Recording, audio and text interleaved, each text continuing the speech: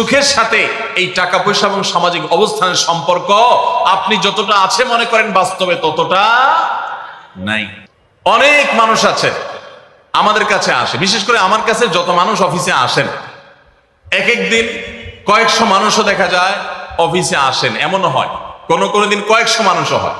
তো আমাদের অফিসে অনেকগুলো ডেস্ক আছে, অনেক আলেম আছেন, তারা সমাধান দেন বসে বসে, তারা সহযোগিতা করেন আমার সাথে। অনেকগুলো ডেস্ক বসাতে হয়েছে, এত বেশি মানুষ আসে। আপনারা অবাক হবেন, সবচেয়ে বেশি মানুষ আসে যেই ইস্যুটাকে নিয়ে, সবচেয়ে বেশি মানুষ আসে সেটা হলো দাম্পত্য কলহ, স্বামী স্ত্রীর ঝগড়া বিবাদ, তালাক, এগুলো নিয়ে সবচেয়ে বেশি সংখ্যক মানুষ আছে। এবং আপনারা আরো অবাক হবেন, গরিব মানুষদের মধ্যে স্বামী স্ত্রীর মধ্যকার দূরত্ব, তাদের মধ্যকার কলহ, দ্বন্দ্ব, ঝগড়া, ফাসাদ, এগুলোর পরিমাণ বা রেশিও যত বেশি, টাকা পয়সা যাদের আছে, সামাজিক অবস্থান যাদের ভালো, আমার অভিজ্ঞতা হলো তাদের মধ্যে দাম্পত্য জীবনে কলহের পরিমাণ তুলনামূলক বেশি।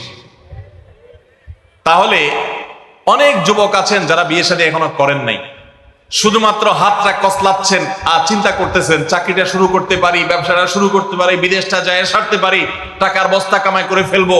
তখন বউ একেবারে শুয়ের মতো সোজা থাকবে, আমাকে দিল জুড়ে ভালোবাসবে, আদর করবে, ভালোবাসা হবে, সমৃদ্ধি হবে, চোখে মুখে লাল নীল রঙিন স্বপ্ন অনেক যুবক ভাইরা এখনো দেখছেন।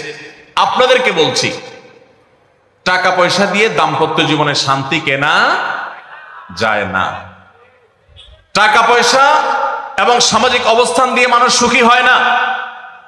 আমাদের কাছে অনেক মানুষ এসে চোখের পানি ফেলেন, তাদের সামাজিক অবস্থান অনেক মজবুত, তাদের সামাজিক স্ট্যাটাস কল্পনার অতীত, কিন্তু তারা পারিবারিকভাবে সুখী নন। আমানতদারিতার কারণে তাদের প্রাইভেসি রক্ষা করি আমরা, কখনো ইশারাঙ্গিত আমরা তাদের প্রাইভেসি ভঙ্গ হতে পারে সেভাবে বলি না, কিন্তু আমরা রেশিওটা আপনাদের সামনে পেশ করছি এই জন্য, আপনারা যারা হাত কসলাচ্ছেন, যারা বেকার যুবক আছেন, যারা স্টুডেন্ট আছেন, যারা মনে করছেন যে টাকা পয়সা কামাই করে বস্তা ভরি, তারপরে আমি বিয়ে শাদী করে ফেললে সুখের সাগরে হাবুডুবু খাবো, আমি এরকম দেশ বিদেশ ঘুরতে থাকবো, এই রঙিন স্বপ্ন যারা দেখছেন তাদেরকে বলছি, বিশ্বাস করুন, সুখের সাথে এই টাকা পয়সা এবং সামাজিক অবস্থানের সম্পর্ক আপনি যতটা আছে মনে করেন বাস্তবে ততটা